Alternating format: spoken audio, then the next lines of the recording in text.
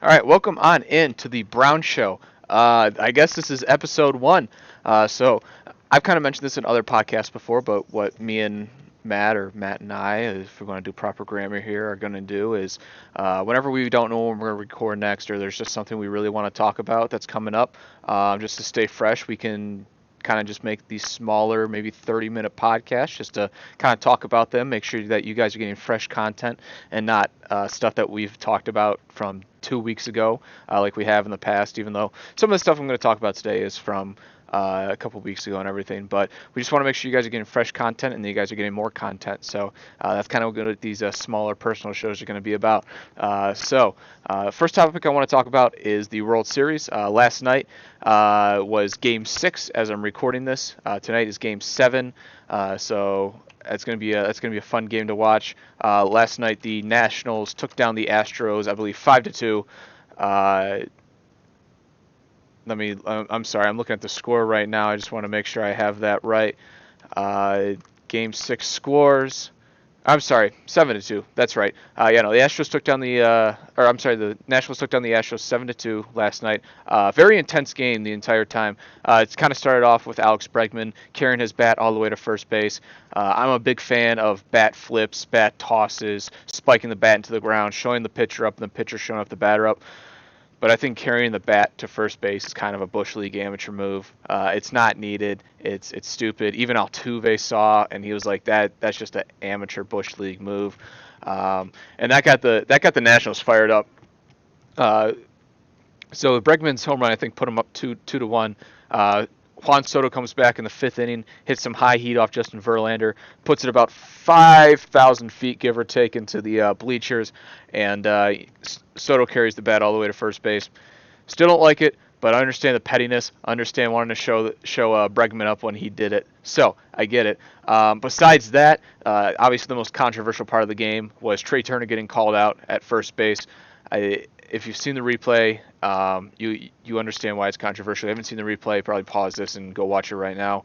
It's kind of mind-boggling, the call that the umpire makes here. Trey Turner hits a weak grounder to the third base catcher pitcher area. Ball gets picked up, thrown to first. Trey Turner's a right-handed batter, though, however. So when Trey Turner gets out of the box, the way he's sprinting down the line is basically he's right on top of the line, if not barely inside the line. Inside, as in on the side of the line, he's closest to third base.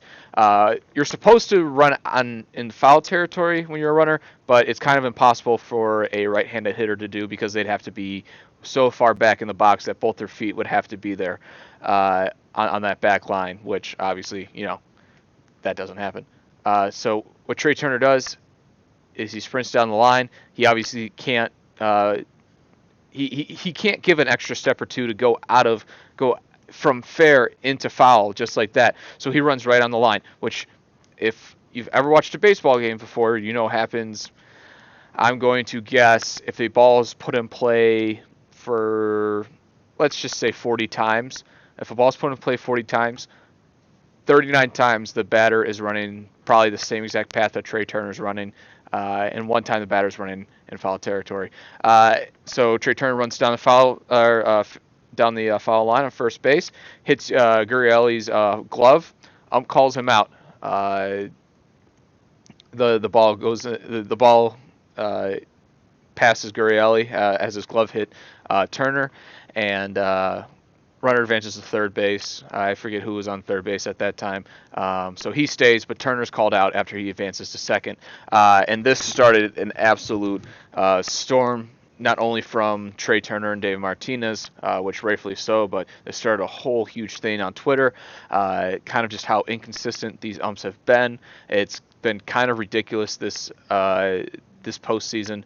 For the most part, it's kind of looked like the it's gone in the favor of the Astros. But last night, I saw Michael Brantley get struck out on a pitch about six inches outside the plate, which was absolutely ridiculous. But the umps have been horrible this year, and it's embarrassing because I've always been a guy who's like, you can't blame the umps if you lose. They can be a part of the reason you lose, but the reason you lost is because the other team was better for the most part. This postseason and in the NFL has kind of swayed my views a little bit because of how bad the umps and the refs have been in both of those sports. The umps in this postseason, as I've been saying, have been absolutely dreadful. Joe Torre has a lot to answer for in this offseason. So does Rob Manfred, but Rob Manfred has a lot to answer for just in general. When it comes to the NFL, it's gotten worse and worse every single week this year. Part of that is the NFL's fault for making rules that are not only going against the way that you play football, like these new pass or roughing the passer rules, where it's about body weight driving to the ground, which some cases are obvious. Some guys are pile driving the quarterbacks, but other times guys are just hitting the quarterbacks to the ground. So some of the huge part of that fault is the NFL's the way they make the rules and why they make the rules. The other part is that these refs and umps just are not held accountable whatsoever. We don't see any fines by the refs or umps. We don't see any suspensions or firings for the most part. It's absolutely pathetic. I've watched the Browns this year, and they have not played to their potential whatsoever. I'll be the first to say that they have not been a good team. They haven't been a bad team, but they have definitely not been a good team. But watching that Patriots game, it was very frustrating, the calls that the Browns were getting called against them and the Patriots weren't getting called against them for basically the same exact plays. A lot of offensive pass interferences, a lot of pick plays that basically the Patriots' entire offense is based off of pick plays, yet the Browns are getting called penalties on pick plays. Once again, I'm not making excuses, but it's been like that in the entire NFL. And it's making the NFL unsufferable to watch. And it's all because refs aren't held accountable.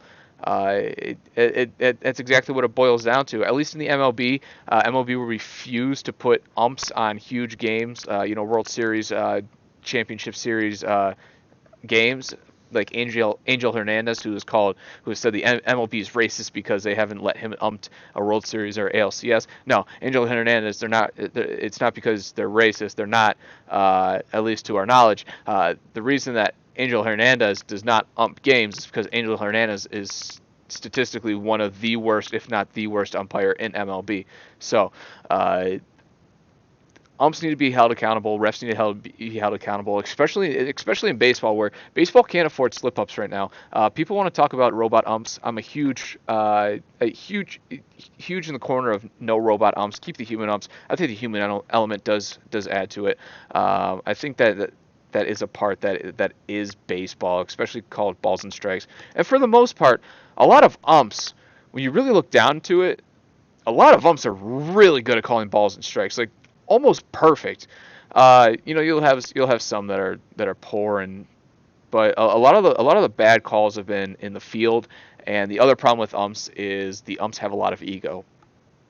We've seen that with guys like Joe West, CB Buckner, that their ego is kind of what gets the worst of them. Joe West is a fine ump, but his stare downs that he does, the way that he gets offended when managers or players call him out is absolute abhorrent. CB Buckner sucks as an ump, and he's too sensitive and throws people out. So you get the best and the worst of that. But yeah, no, Joe Torre and Robert Manfred have a lot to answer for, because right now the MLB is embarrassing themselves on their biggest stage in front of millions of people, and they can't afford it right now. The NFL is still king right now. It still obviously crushes the market when it comes to sports, but also basketball is finally exciting for the first time now that the Warriors super team's kind of broken up. So baseball really can't afford this on its biggest stage in front of millions of people, when especially things like robot umps are being called into question. But besides that, I want to move into UFC a little bit now that Matt's not here, even though it is his favorite topic, so I'm going to be sure he's crushed that I'm talking about it. First thing I want to talk about is UFC Boston. It was an awesome card. Boston fans knew how to bring it, as always. That was an awesome card. A few fights I want to talk about that. First, Macy Barber made her UFC debut, and she destroyed Jillian Robertson within like a minute and a half, I believe. Yeah, she knocked her out with 2 minutes left in the round one. Macy Barber is the future of the flyweight division. The future is actually her nickname, but she is awesome. Dana White hit a home run with her.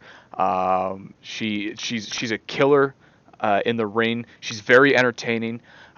She's a great fighter. She's pretty, which doesn't hurt, especially when it comes to the women's division. She's very well spoken, very humble, very personable. And Dana White hit a huge home run with her. He's a very happy guy right now, because of Macy Barber, and as long as she keeps winning, Dana White's going to reap the benefits big time. And it's a good thing for the women's division in the UFC, because I don't know how many more fights that fans can watch of Amanda Nunes, Valentina Shevchenko, Joanna Jędrzejczyk. I don't know how many more fights UFC fans can watch before they realize that the women's division is garbage. And part of that is just kind of the development of female fighters in MMA when it comes kind of to popularity. It as long as the women's division is still around in 5 years, which may be a lot to ask, we don't know. I think it'll be actually very good. Um, to be fair, we thought that like 3 years ago, and we really haven't seen it yet. Um, Macy Barber is kind of like that next generation of women's fighters who have actually fought when MMA is popular for women. Um, as long as the women's division can hold out for a few more years, they should be good, maybe ideally, but you don't exactly know. Next fight on the main card was Joe Lozon. Joe Lozon is my favorite UFC fighter of all time. He's actually the guy who got me into UFC. And this thought this was to think that this was probably his final fight. Joe Lozon's an OG. He's a performance of the night king. I think he's second all time in performance of the nights. Joe Lozon, he's great guy, great BJJ guy, but also can knock you out and maul you. I saw on Reddit, one of the guys said when Joe Lozon finishes people, he actually kills them, and that's true. I mean, and that was true in this instance too. He put Jonathan Pierce in a half Nelson that just about tore Jonathan Pierce's shoulder off and just started pounding him in the face. Joe Lozon looked awesome. Everybody thought he was probably going to retire after this fight. He was on a 3-fight losing streak, or I think he lost 3 of his last 4. But Joe Lozon looked awesome, especially for a guy who's been fighting as long as he is, and a guy who's starting to get older up in the age bracket. But Joe Lozon looked awesome. I hope he does retire. I think winning and going out the way he did with the finish that he had in front of his home crowd, you don't get a better fairy tale, especially in this sport, fairy tale ending like that. But if he keeps on fighting, I won't be too mad, because, like I said, he's my favorite fighter, and whenever he fights, he puts on an entertaining fight. Next fight after that, Greg Hardy and Ben Sosili. What a boring fight this was. Greg Hardy has shown that he's kind of turned into a competent UFC fighter. He beat Ben Sosoli, but the match was ruled a no contest afterwards, after it turned out Greg Hardy used a asthma inhaler inside the ring in between rounds, which is obviously a huge no-no. I don't know what's next for Hardy. I think probably you fight him and Derek Lewis. If he somehow beats Derek Lewis, you give him Ngannou. And I don't think Greg Hardy survives that fight. And if he somehow beats Ngannou, he gets a title match with Stipe. And I don't think he survives that fight either. Greg Hardy's not good yet. He's a fine UFC fighter. A huge part of it is that he was a world class athlete when he was with the NFL. That is a huge part of why he's doing so well, is that athleticism is kind of carried over. Now, he is a very big and strong guy. Don't get me wrong, and his developmental skills, his technique, all of that has come a long way. But I'm not sold on Greg Hardy yet. I think he gets KO'd by Derek Lewis in the next fight. I think that's probably the next fight after Derek Lewis fights this upcoming Saturday. I should definitely have this video out by then. But Derek Lewis does fight this Saturday. I think that's probably the next fight to give is Derek Lewis, who is become somewhat of a name in the UFC, not because he's a good fighter, but because his balls were hot once. Um, but I think Greg Hardy gets KO'd in that hard, and probably in this first, if not second round, or second, if not first round. Next fight after that was Yair Rodriguez and Jeremy Stephens. This fight was taken from us a couple months ago because Yair eye poked Jeremy Stephens so bad that his eye swelled up, and Yair threw a huge fit about it. Made Yair really, really unlikable. Yair got the decision. I want to say he got a 10-8 and then two 10-9s or something like that. He might have got, I think it was a 10-9, a 10-8, and then Jeremy Stephens got a 10-9 in the final round.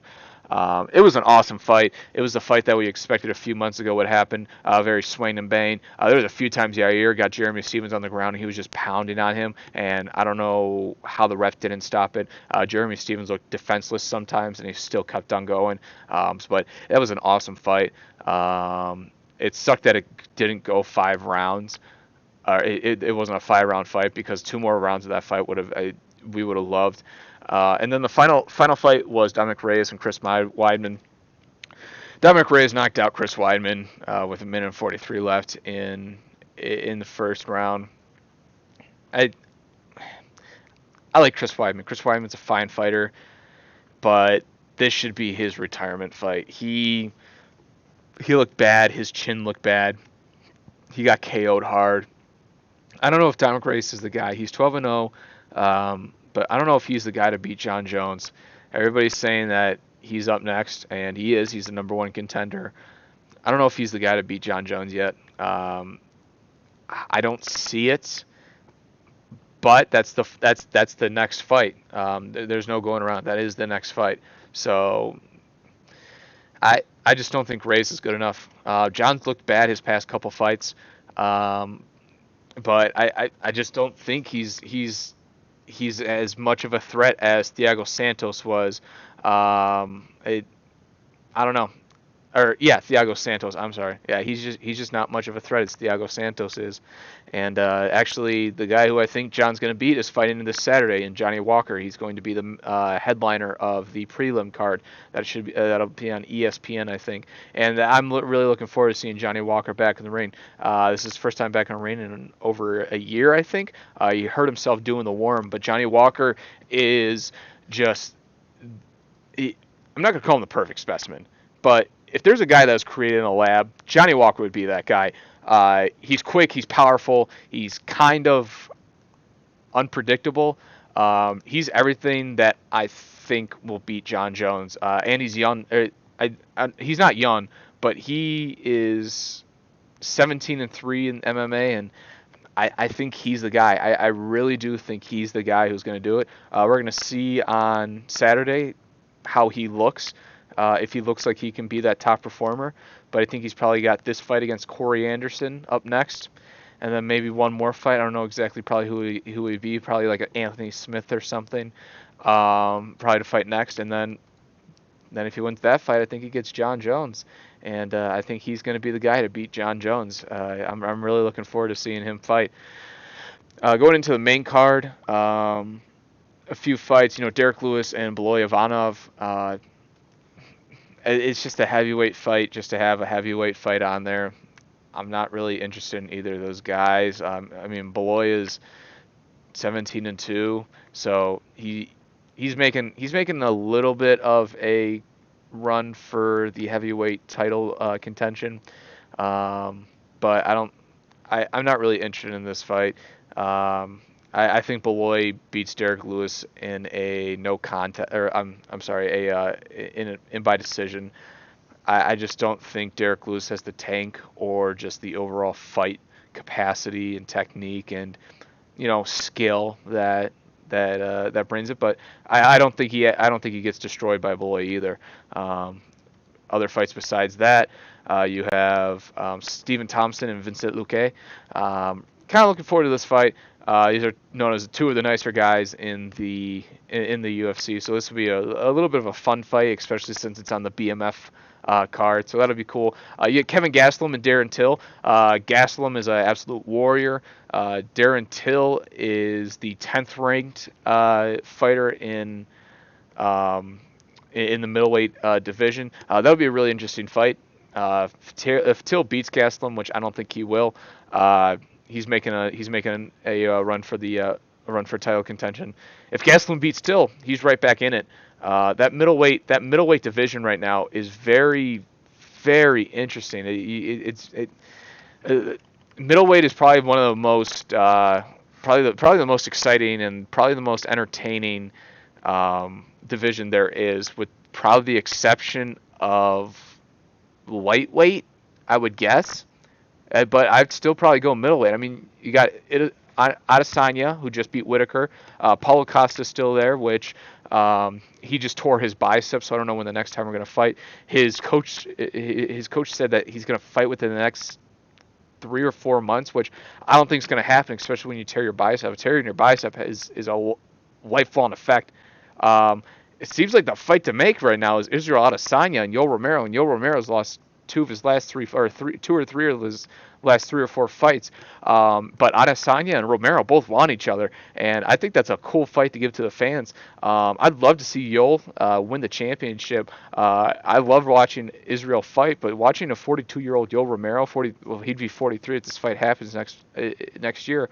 Watching that fight happen, I'd love to see Yoel Romero get it. But you still got guys like Kevin Gastelum in there, Jared Conier, Derek Brunson, Uriah Hall, like that. That division is stacked, and like I said, the only really other division that kind of pairs up to it is, I mean, welterweight and lightweight both look good. I mean, Khabib and Tony, Dustin, Connor, Justin Gaethje, Johnny Cerrone, Paul Fedler, Dan Hooker, Ala Quinta, Edison Barboza, Kevin Lee.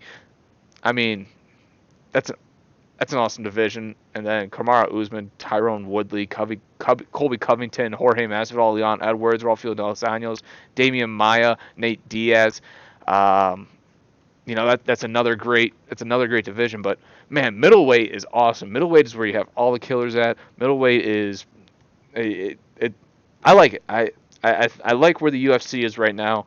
I wish heavyweight was more. It had more guys in it. Right now it's just Stipe, Cormier, Nagano, and then Curtis Blades is making a run up. Who I really like Curtis Blades. And then some of the smaller weight classes, like the ones that Cejudo's fighting in, that nobody really even cares about those. Cejudo's probably the most boring champion there is. And then Max's division, the featherweight division, it's fine, but it's nothing that's going to blow the house down. Probably the most exciting guy that's still good in that division is Zabit Magomed who is the 5th ranked fighter. So it UFC's in a good spot right now. They just need a little bit more parity in their high and lower weight divisions. But the middleweight divisions, which include the middleweight division, if that makes sense, it's in a good spot. So back to UFC 244, the main event card, or the main event, will be Jorge Masvidal and Nate Diaz for the BMF belt. It was just announced that The Rock will be putting it on the winner of that belt, so that'll be a cool thing. For winners of this fight, I want to say Jorge Masvidal is the favorite somehow. Masvidal is 33-13. He's coming off, obviously, the huge knockout that he had against Ben Askren 5 seconds into the fight, and he has a flying knee. Nate Diaz is coming back after one fight, after a 3-year sabbatical from the ring, after just really manhandling Showtime Pettis. Let me look up the betting odds here on Bovada, at least, and just kind of see what they're at. But last time I checked, Jorge Masvidal's favored, which I don't know if I exactly agree with.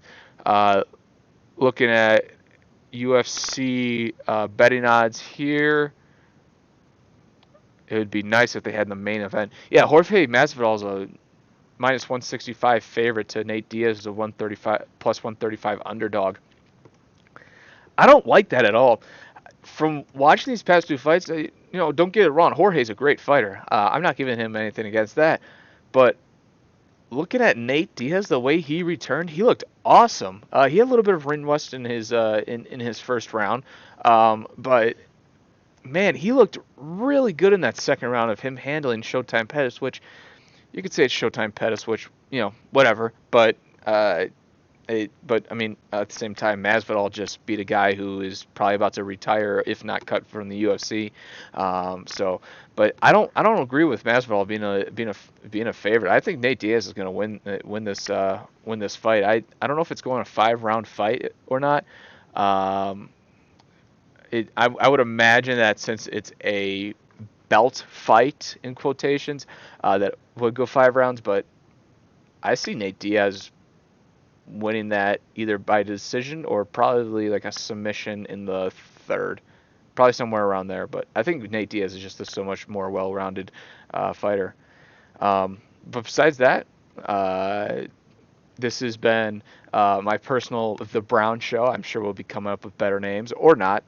It's garbage content and is on par for this show and for this in general. But thank you for watching. I hope this smaller little show was something of your interest. I hope that you guys want more content like this in the future. Please feel free to contact the show. Please feel free to put your comments down below. Please like our videos. If you want to contact the show, up above is the @BrownMambaShow at gmail.com, or you can tweet us at Brown Mamba Show on Twitter. My personal down here at cbrownie_45 on Twitter and the Big Sale 45 on Twitch. But besides that, once again, thank you for watching. Hope you enjoyed, and until next time.